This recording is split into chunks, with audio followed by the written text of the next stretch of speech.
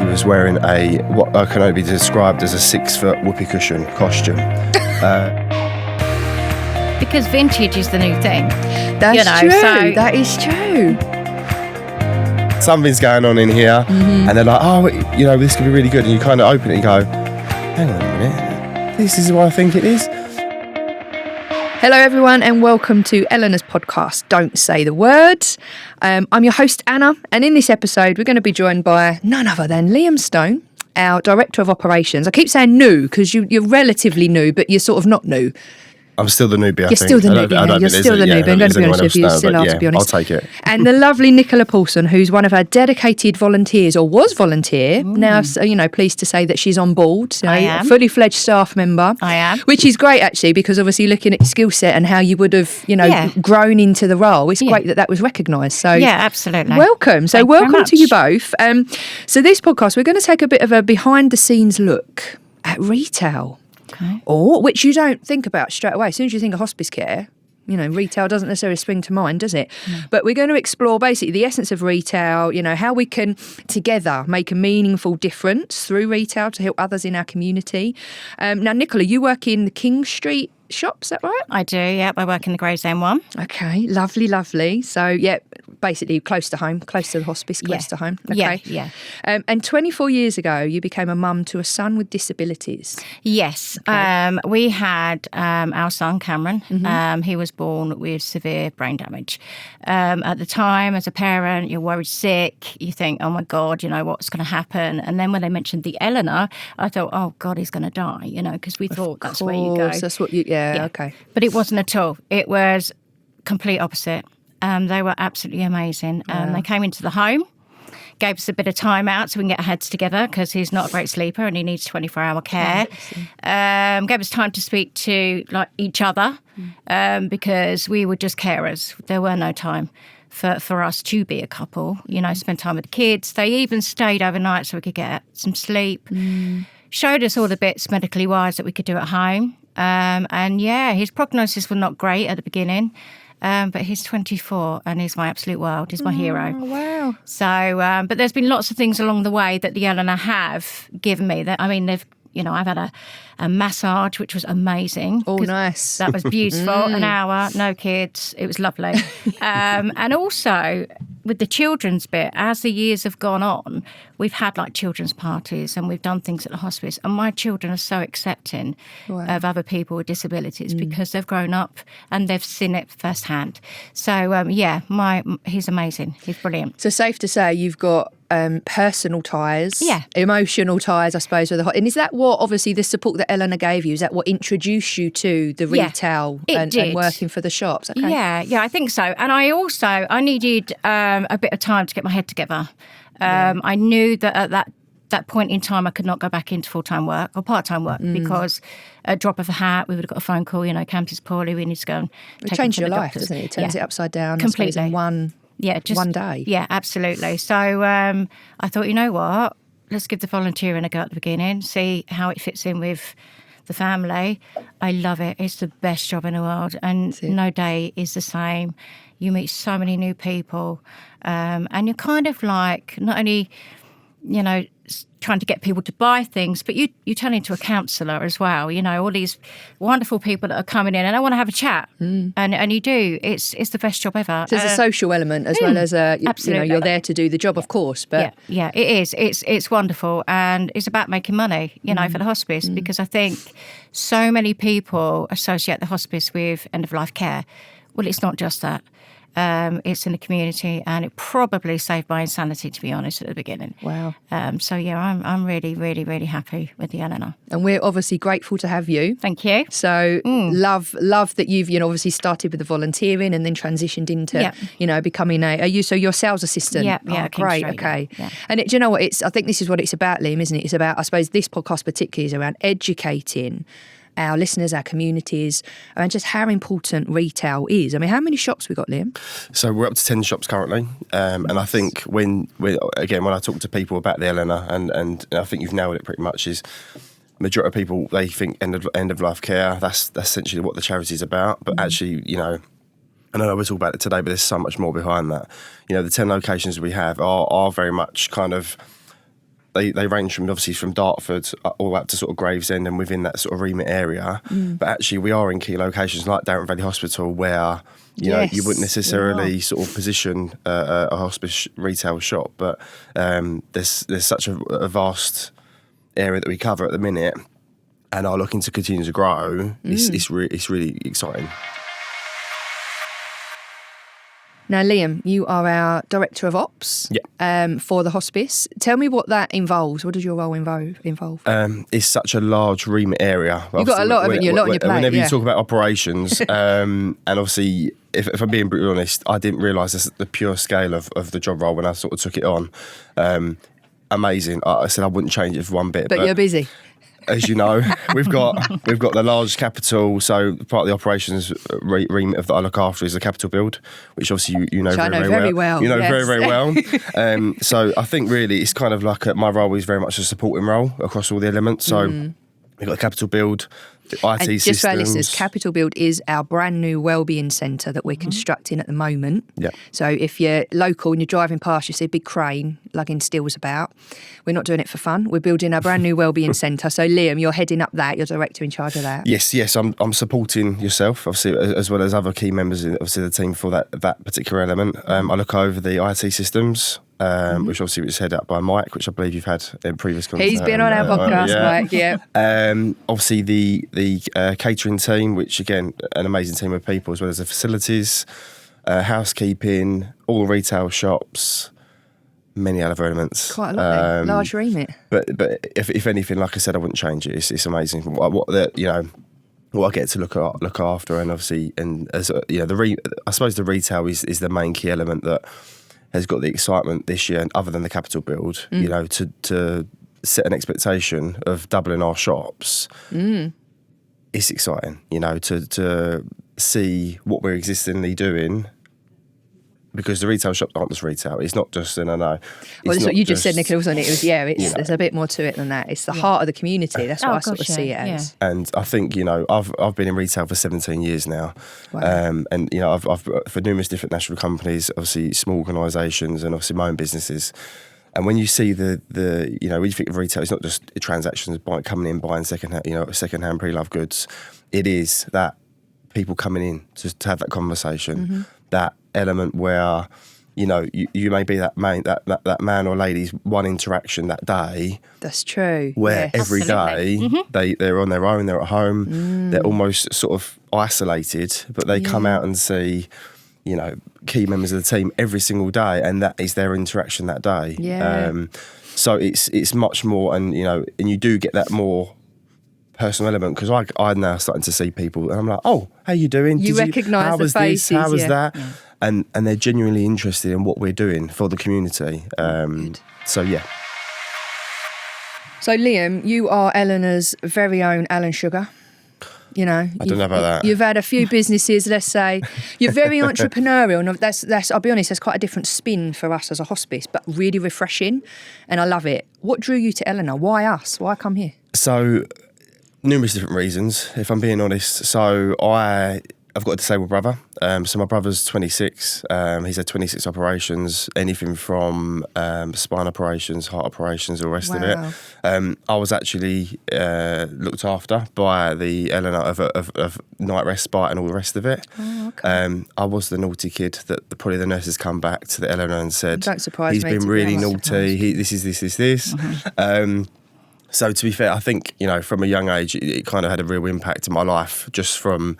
Again, personal ties, like Nick said. Yeah, and I'm pretty much got to the point where I lived at Guy's Hospital for 2 years of my life, pretty much with my, obviously on and off, obviously with my brother and all the rest of it. But it was kind of, I suppose, from then, I always was sort of part of my life, I was always like, actually, I want to try and give back in some which way.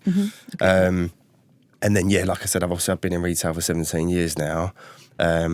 Started off, obviously, a big corporate, so Boots, the pharmacy. And other pharmacies, we don't endorse Boots particularly. Saying, but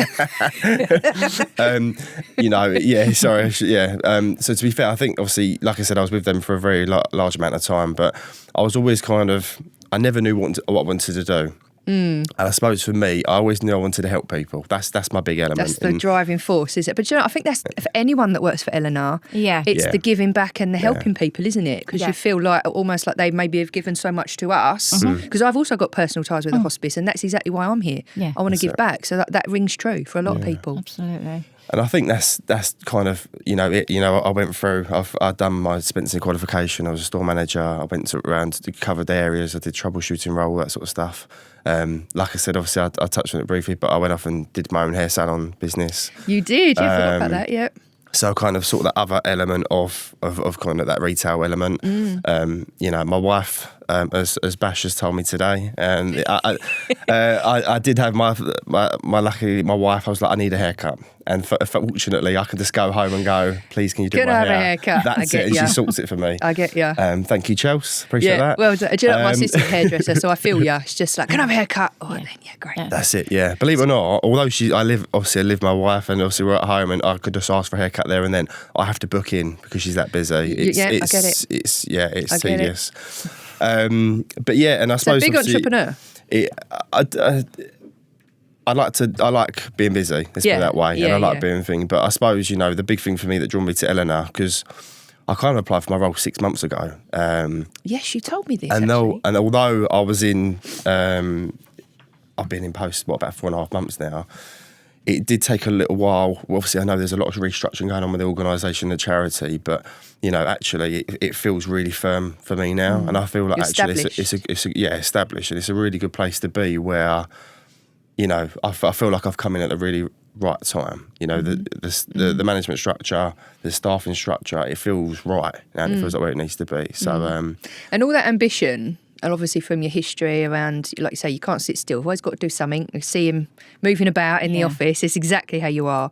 How are you going to apply that ambition to retail particularly? I mean, what's your goal, your vision, given how important it is to the hospice? Yeah. So the big thing for me, there's some real key elements, obviously, we've tried to identify within the retail. And like I said, so I suppose the big elements for me is making sure our shops look more appealable to customers, new and old. A lot of the aesthetics around our shops, sometimes look a little bit tired. So the first element for me is improving that standard. Because if staff, volunteers, anybody comes into our shops, I want them to feel like they're welcome and they can stay, not just come in, get what you need and go. So the first element of what we're doing at the minute is doing a massive improvement on all our shops. That should be finished by April. Nice. Alongside that, obviously, like I said, there's a real feel to the new locations that we are opening to then make sure that the aesthetics is exactly the same. Essentially, when you go to some of the big brand shops, you go in, You know where you are. You know where you are. Yeah. So we're trying to get that key messaging right now as part of that. But yeah, like I said, we will double locations in the next 3 years. And how do you feel about that being part of retail, knowing how it's going to grow? I think it's amazing, really. It's changed a huge amount just in a short space of time that I've been there. Is it? Yeah. We now have teenagers walk past and go, oh my God, did you know that was a charity shop? And they're like, no. So we are having lots and lots of youngsters come in because vintage is the new thing. That's true. So that is true. What people are donating, everybody is loving. And the thing that you have to kind of remember is whoever brings these donations in, there's always a story, and you have to have time to listen to that. Yes, and I didn't think of that. You're right. Absolutely. And for instance, we had a fella that came in and he brought everything that his wife had done. She'd passed away, unfortunately. And everything that you priced and you put out, you think that had a memory. It had a memory, exactly. It's personal meaning, isn't it? Absolutely. So that does give a little bit, makes you think a little bit more differently. Wow. But no, we are trying to kind of entice everybody to come in. But the fact that the youngsters are interested is just, love that. Really Would you love say that. they're now sort of, I suppose, client base, maybe up until this point has always been Our of a regulars. certain age and like regulars, like you say, like they're used to coming in and they come in for the social element, but now we seem to be attracting maybe a slightly more diverse mix, should we say? Yeah, I think we're having a lot more diverse customers come in. As I said, it's great that we're having lots of new customers because they didn't realise that it was a charity shop because you try and make it look cool and funky and, it looks nice from the outside. And then they see the price of things, they're like, wow, we love this. Yeah. So that's really good. We're doing the right thing there. And the fact that we can kind of open more shops can only be a brilliant thing for the Eleanor. And it's so important. I mean, I'll be honest, I didn't appreciate the reach that our retail has. And it's almost like, again, for me, I've worked with Eleanor for a long, long time. It's like, I know the shops are there, but I don't know much about them. Yeah. And this is exactly why we want to do sort of this podcast, this mini-series, just to get people aware of how important retail is to our hospice. Yeah. It's hugely important. Yeah. And a lot of people don't appreciate, we are, vast majority, 80% charitably funded. If you don't go in and spend your money and help us and support us, and we won't exist. And retail is such a key part of that.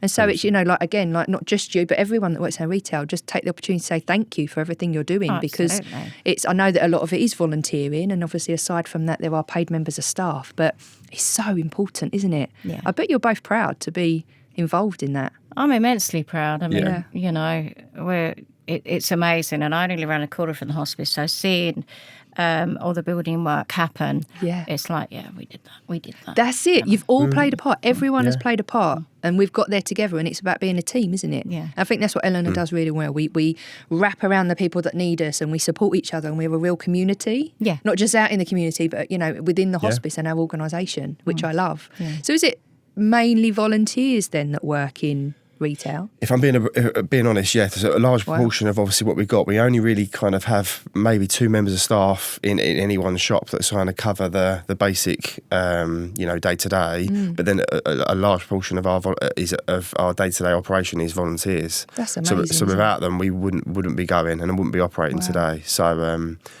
Absolutely incredible, And how if I'm listening now and I think, do you know what, I want to have some of that, I want to have a piece of the pie, I want to get to how do you do it? Do you go to the shop? Can you go online? Like how do you start to volunteer for us? Yeah, so we try and make it really, really easy. So there's best thing I'll probably say to do is come into our shops, talk to somebody. Go and talk to someone up next and have a chat.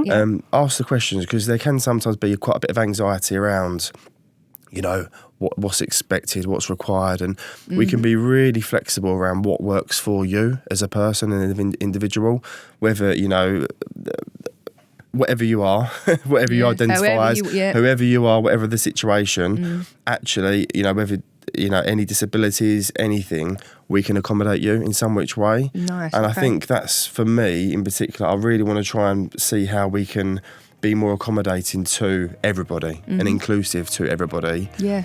In our shops. Like I said, my brother's disabled, he struggles to find work and day to day.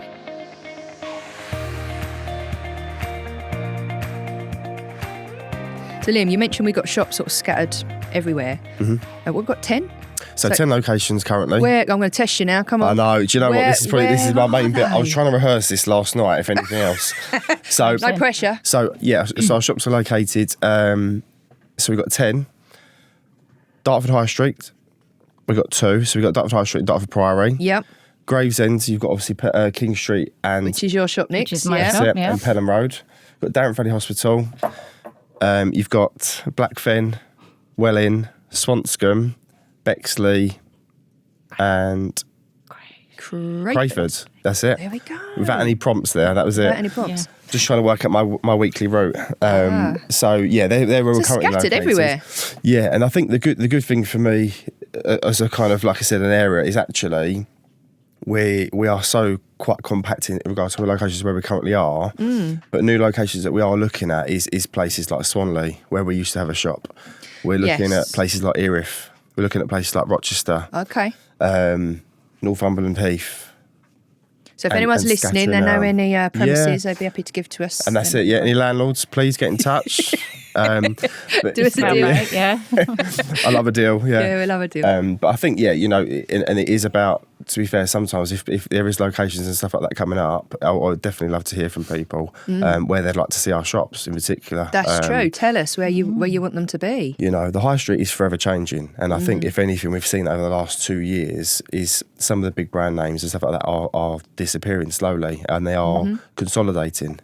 We are currently looking at a shop in Swanley, as we said there, and actually I used to work in the boots shop many years ago in that particular shop, and they've now decided to split the shop up into 3. And then one of the middle units is actually where we're looking to potentially go. Oh, I see what you mean. So like big high street retailers and things. And do you know what? I'll be honest, a lot of stuff like is online.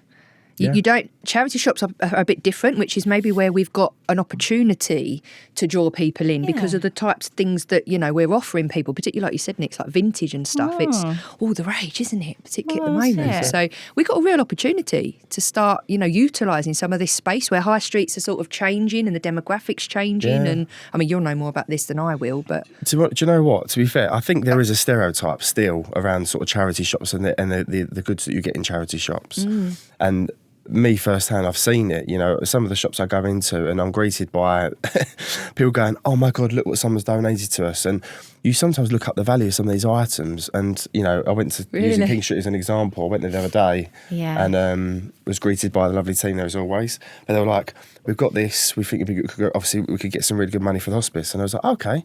And you look up the value of these items, and it was like a £2,500 projector. Yeah, we didn't know at the time before Liam had told us. Yeah, and it's absolutely incredible. But because you normally kind of see a cardboard box, and you think, right, it's full of Christmas decorations, what's in that? or something's going on in here, and they're like, oh, this could be really good, and you kind of open it and you go, hang on a minute, this is what I think it is, and actually, I suppose that's the kind of generosity we're looking at in our shops. Yeah. I went to Black Fen on Monday this week, and they had a Mulberry bag, a pair of Louboutins and some Uggs. Oh my goodness. And I'm talking top class, really, really nice items, which, again, I know obviously we're looking at, we're talking about high street and stuff like that, but actually we are relaunching our e-commerce platform this year. Nice. So as part of that, we will be selling some of our vintage, pre-loved items, stuff like that, which are in really, really good condition.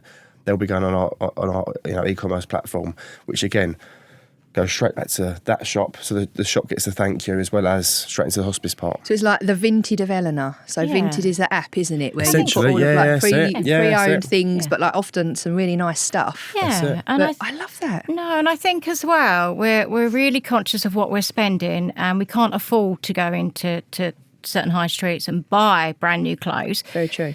So why not come into our shops, find something that's designer, because we do have designer stuff, we have good stuff, and get a bargain.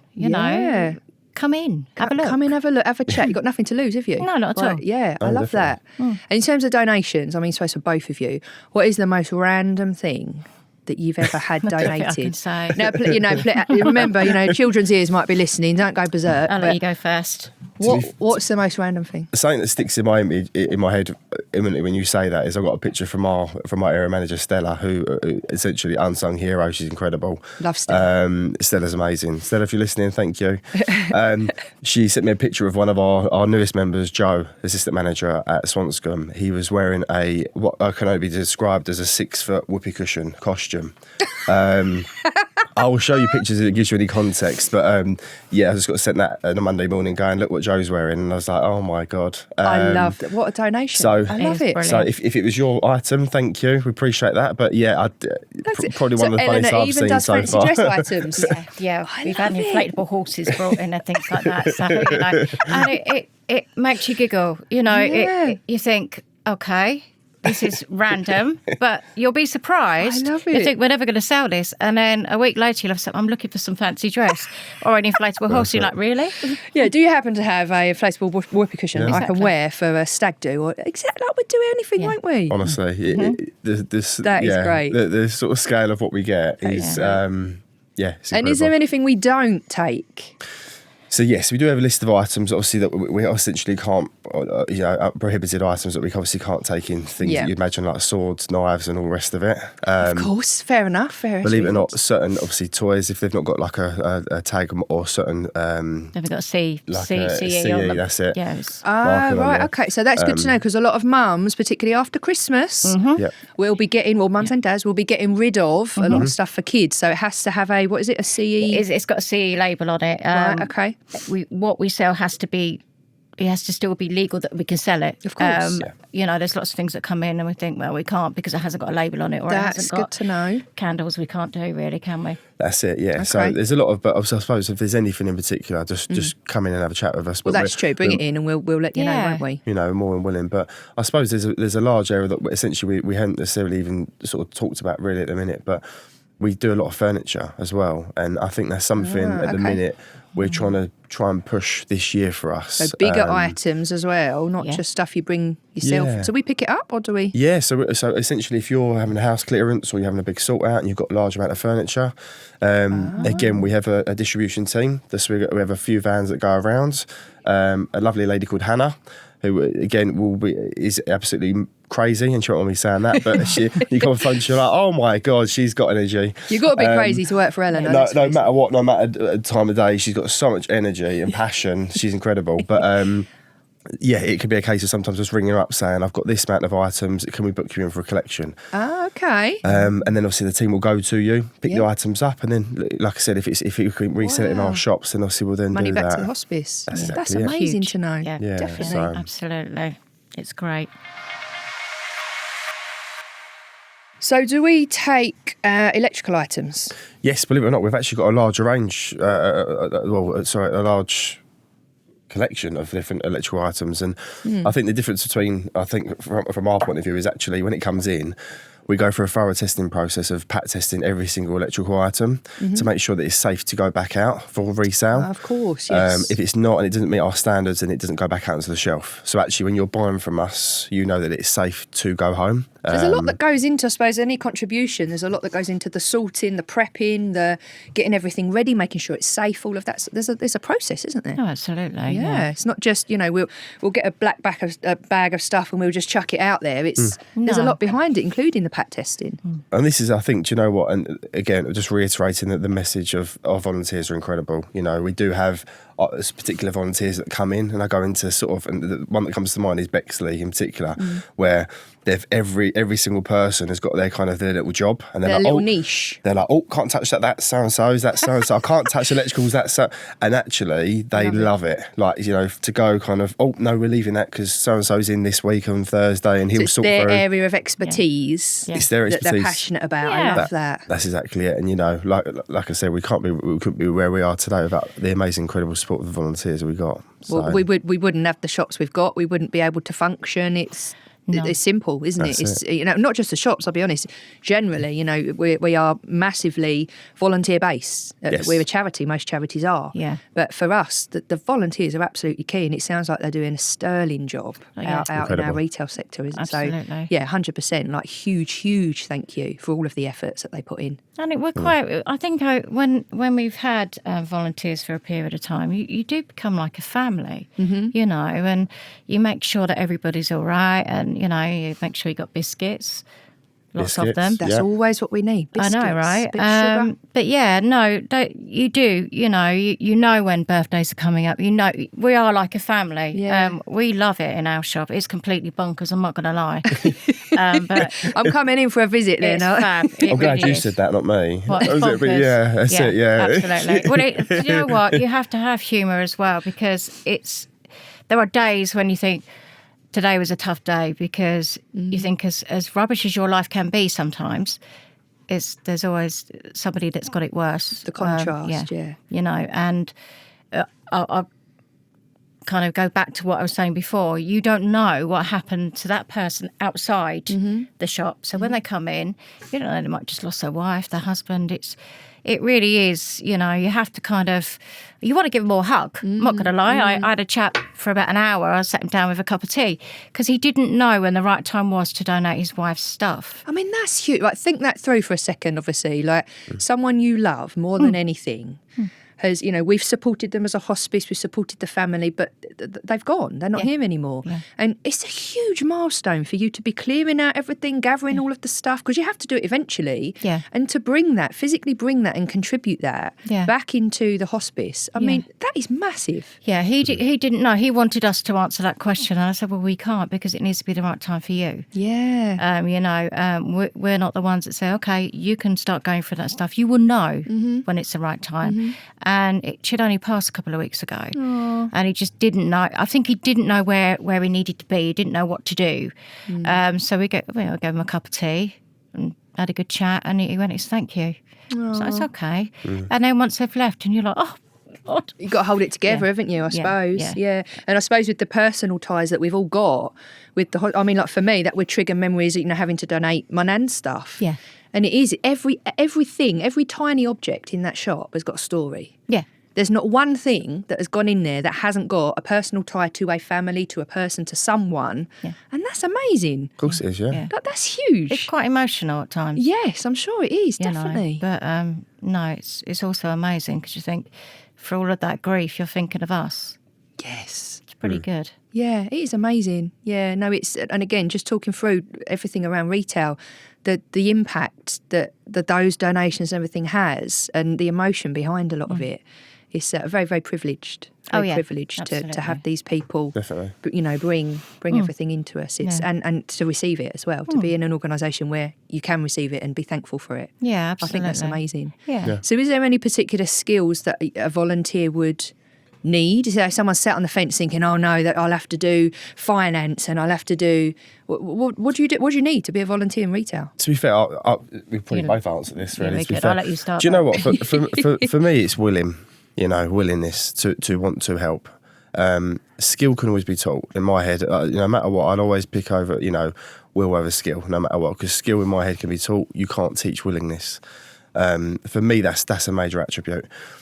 A lot of what we find is when they volunteer, it gives them a purpose. So it's it almost is, I suppose, not necessarily a skill set, just willingness from our point of view to kind of go, what does this person, what do they want to do? Is there a certain aspect they're in what's their background? If they're into IT and they want to come in and do some pack tests and stuff like that, that's probably right up their street. So they're kind of actually tech that's into that.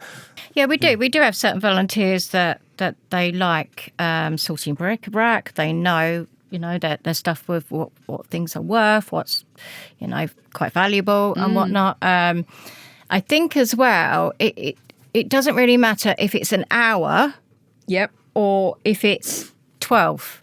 The hour is huge for us. Yeah. And I think as well, for me, I was volunteering for a little while before, but it was something to put on my CV as well. Nice, because being a carer, I thought, oh my God, I haven't done anything for this period of time. Nobody's going to want to know, by the way, I cared for my son. They don't, monkeys.